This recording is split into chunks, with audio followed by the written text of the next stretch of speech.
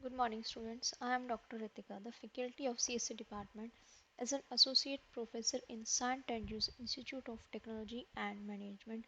Today, I am going to deliver the lecture on computer application in management, and today we will cover the topic of operating system. Now, let's start with operating system.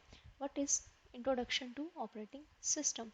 Now, in these slides, we will cover what is an operating system, computer system organization, operating system structure, operating system operations, process management, computing environments, open source operating system, and some computer system architecture we will try to cover in this slide. Now, what is objective? To describe the basic organization of a computer system, to provide a grand tour of the major components of operating system, to give an overview of the many types of computing environments, to explore several open source operating systems are the objectives of our operating system slide. Now let's start. What is an operating system? A program that acts as an intermediate between a user of a computer and the computer hardware is known as operating system. Operating system goals are execute user programs and make solving user problems easier, make the computer system convenient to use the computer hardware in a efficient manner. Now, definition of a operating system. Now, operating system definition. What is an OS? Let's start with our definition. Operating system exists to offer a reasonable way to solve the problem of creating a usable computing system.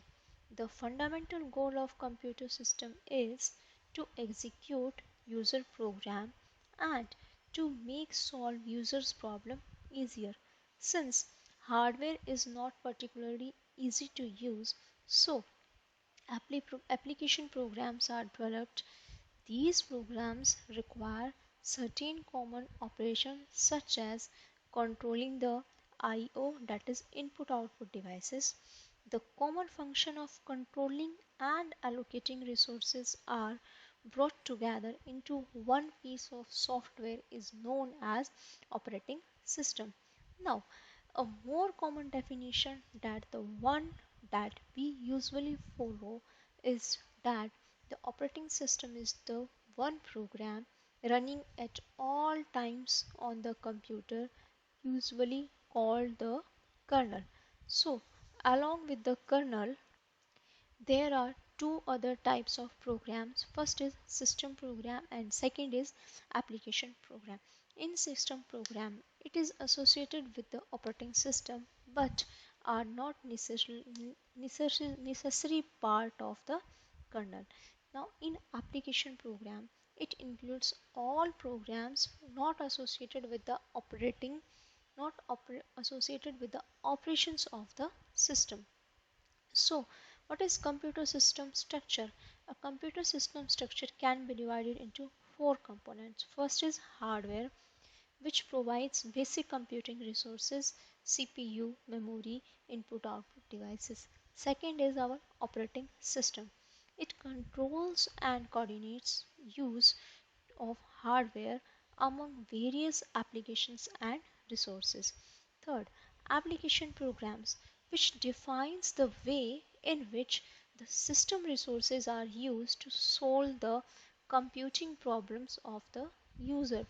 For example, you can say word processors, compilers, web browsers, database systems, and more other example is video games. Now, fourth is the user.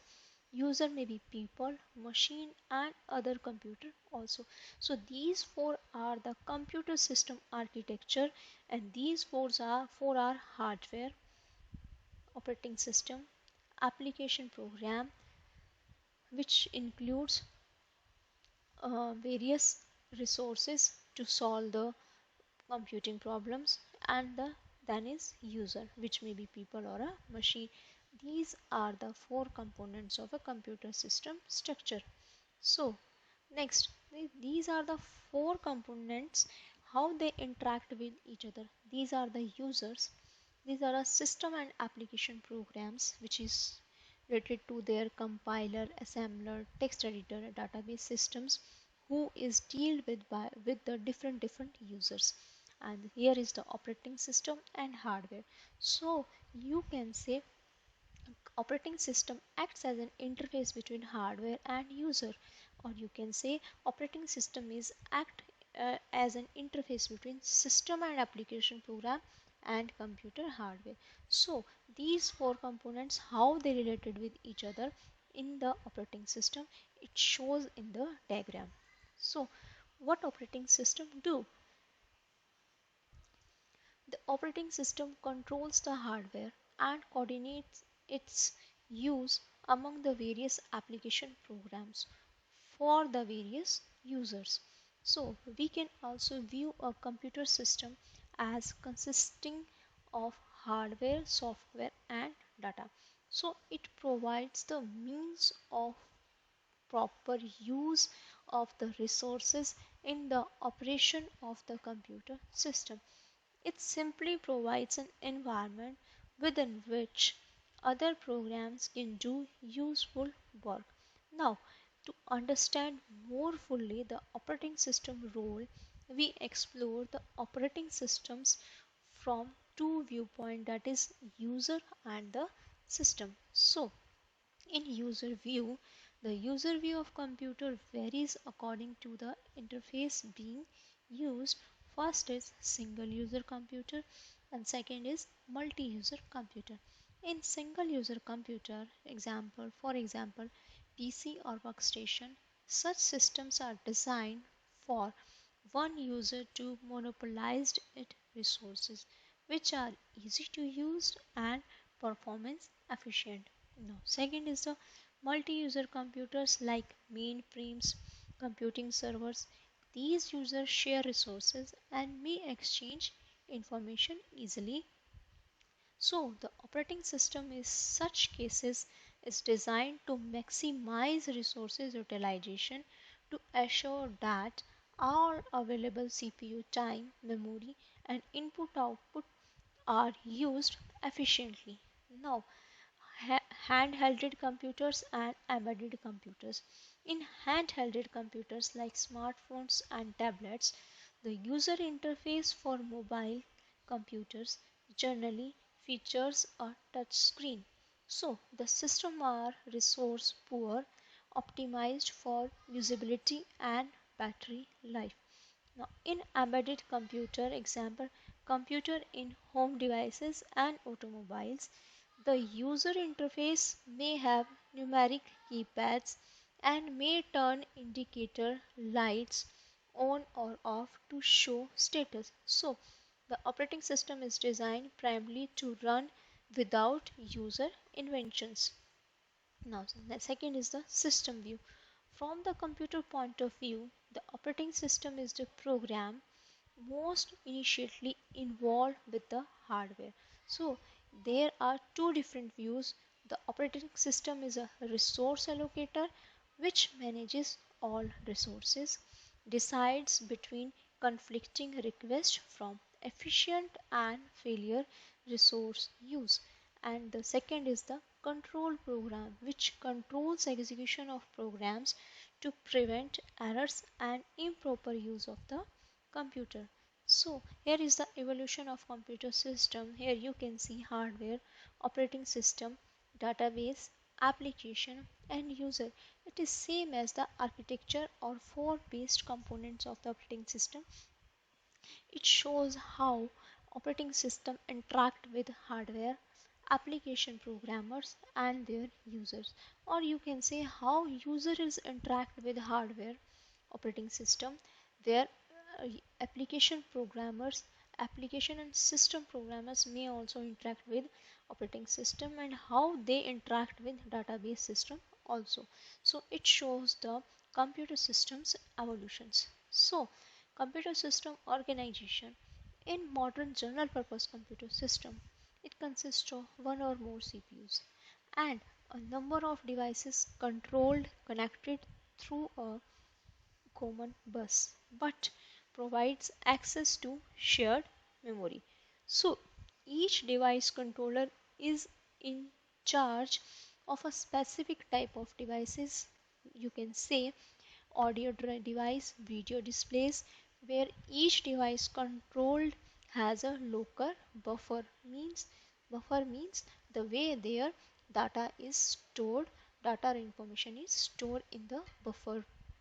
So CPU moves data from to main memory to from local buffers, and the CPU and the device controllers can execute in parallel, competing for memory cycle. So it ensures access to the shared memory. A memory controller synchronize access to the memory. So it is the computer system organization. Now, what are computer startup? Bootstrap program is loaded at power up or reboot. A bootstrap is the program that initializes the operating system during startup. So typically stores in RAM or EEPROM, generally known as firmwares, who initialize all aspects of system and loads operating system kernel and starts execution. So computer system operations.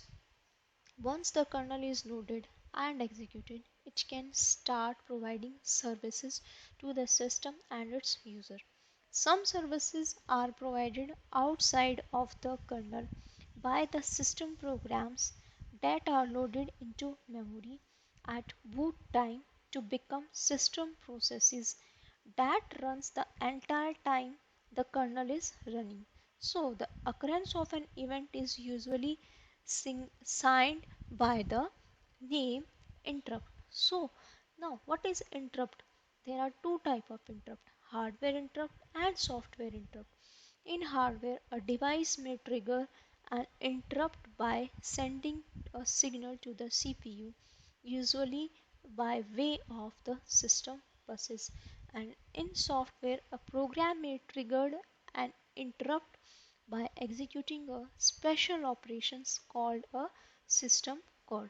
So a software generated interrupt, sometimes you called as a trap or exceptions, is caused either by an error or usually by a request. So an error divided by 0 or a user request, you can say input output request.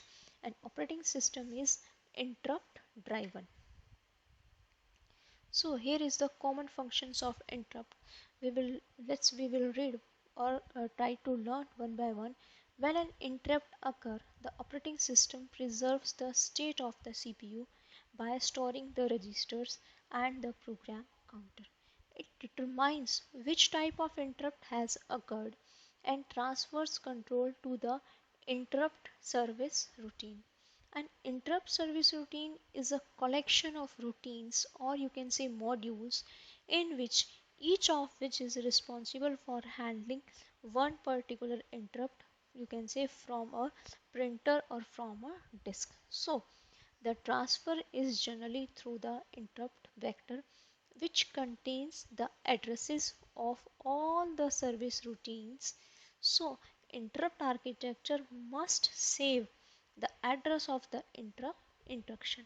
Here is the interruption time, here is the CPU devices, and it shows how user program execute. These are the input output request transfer done, again input output request transfer done. So they are idle state and they are the interrupt. They are idle state, they are interrupt. Idle, interrupt, idle, interrupt, idle, interrupt, idle. So these are the way how interruption is occur with the in the input output devices or in the CPU, or you can say how user program execute and how interrupt may be idle or may be transferred. With the help of this diagram you can easily understand interrupt timelines. Next, computer system architecture. Now, computer system architecture is single general purpose processor and multiprocessor. In single general purpose process, most systems have single purpose processors. In multiprocessor, a system growing in use and known as parallel system, tightly coupled system, which are having some advantages to increase the throughput time. Increased throughput time means more work done in less time. Economy of scale, cost less, increased reliability, that is a graceful degradation or maybe fault tolerance. So it may be further classified into two by symmetric multiprocessor and asymmetric multiprocessor. In symmetric multiprocessor, each processor performs all tasks, and in asymmetric multiprocessor, each processor is assigned a specific task. So, here is the symmetric multi-purpose architecture. Here is the CPU, which consists CPU 1, 0, 1, 2, which are having their registers, and cache which interact with memory. So you can say how in a symmetric way they transfer the data, or you can say how they can interact with memory in a sequential way. Now let's start with the type of operating system. So first is the multi-core system. Most CPU design now includes multiple computing cores on a single chip. Such multiprocessor systems are known as multi-core. They can be more efficient than multiple chip with single cores. Why? Or you can say because one chip communication is faster than between chip communication, and one chip with multiple cores uses significantly less power than multiple single core chips. So cluster system, likely multiprocessor system, but multiple systems working together, usually sharing storage via a storage area network, that is SAN, provides a high availability services which serves failure in asymmetric clustering and symmetric clustering. In asymmetric clustering has one machine in hot standby mode, and in symmetric clustering has multiple nodes running applications monitoring each other. So some clusters are of high performance computer, that is HPC, which are having the applications which is written to use parallelization. So HPC used the application of parallelization. Some have distributed local managers, that is DLM, to avoid conflicting operations. So students, some terms you have listened firstly, that is the storage area network SAN, then high performance computing, that is HPC, and distributed log manager, that is DLC, which is basically used to avoid conflicting operations. So here you can see there are various computers and it's the storage area, how computers are interconnected with different computers, and they all are combined and provides a result of clustering system, and they are interact with each other and store the information data in a storage area network. So here is the smallest and easiest diagram related to the clustered system. So next is the multi-programmed system.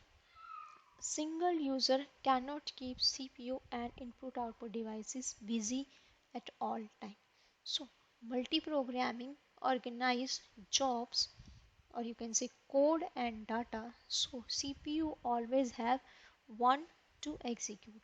A subset of total jobs in system is kept in memory.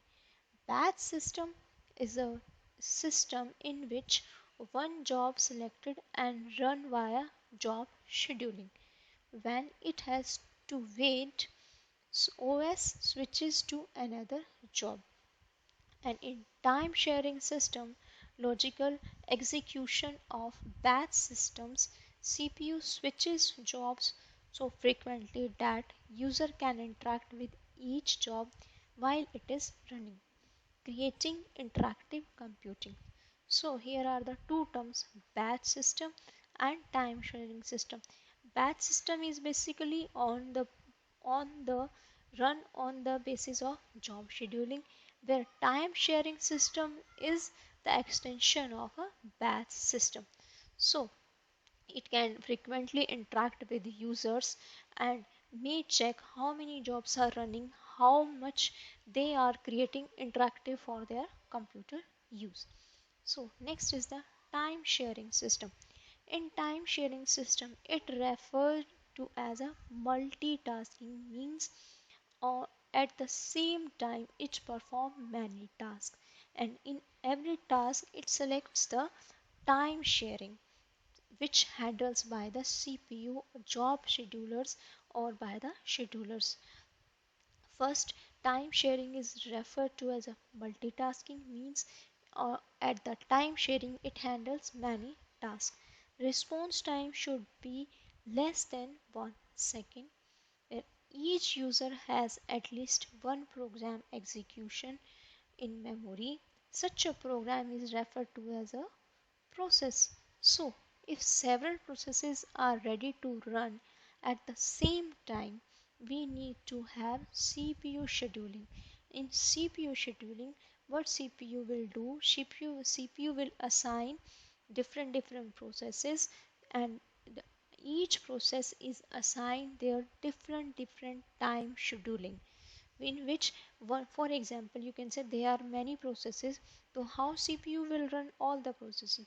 So CPU will set the CPU scheduling at at one time process 1 will execute, and he will fix the time, and on the next time he will give permission for the process 2, process 3, so he assign the time, and he will manage the, and all these things managed by CPU scheduling.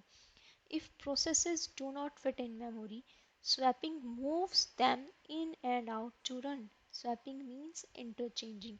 For example, if processor want process 1, for example, you can say if CPU want process 1, but the user needs to execute process 2.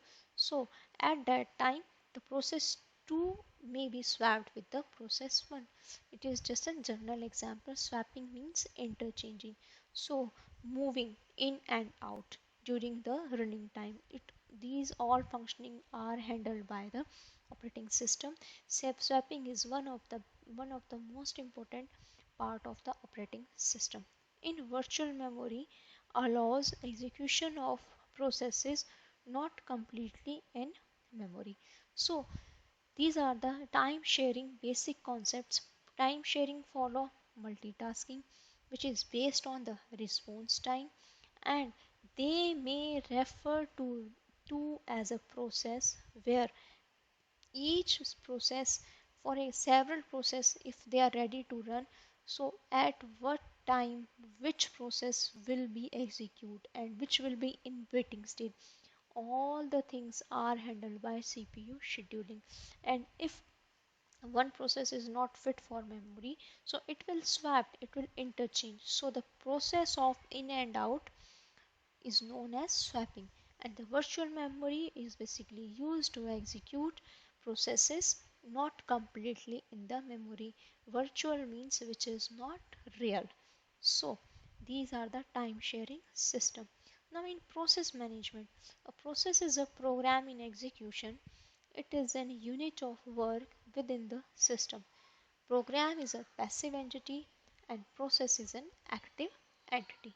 So process needs resources to accomplish its task like CPU, memory, input output files, initialization data. When the process terminate required, so it reclaim of any reusable resources. A thread is a basic unit of CPU utilization within a process. So single threaded process instructions are executed sequentially one at a time until completion of processes has one program counter which specifies location of next instruction to be executed. So in multi-threading processes have more than one program counters per thread.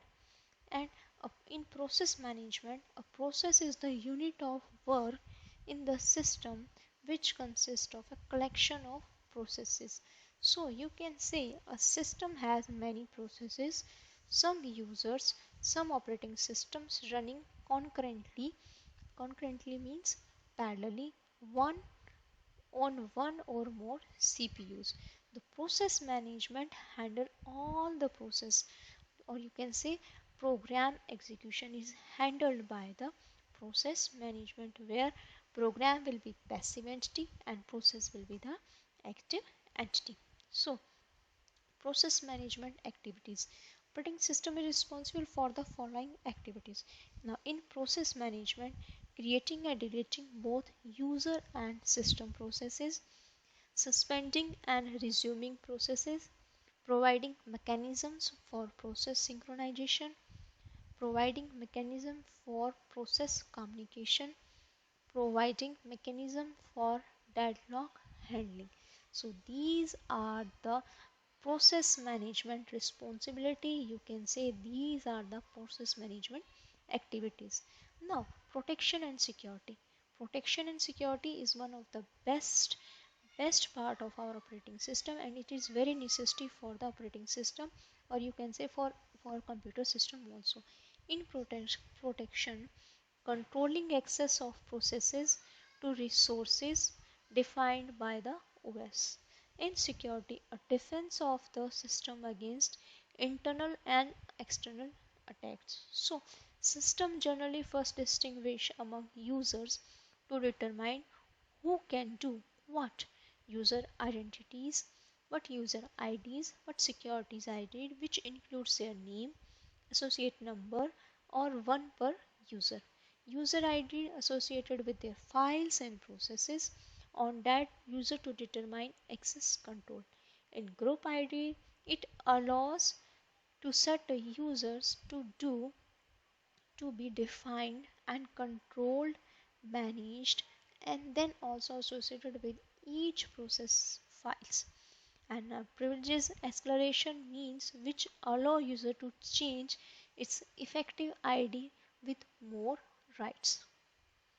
So computing environment, traditional standalone general purpose machines, they are used blurred as much system interconnected with others, that is internet. Portable provides web access to internal systems. Network computer, that is client like web terminals.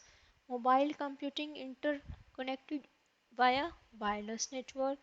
Networking become ambiguous. Even home systems use firewalls to protect home computer from internet attacks. So in computing environment and mobile, handheld smartphones or tablets are used.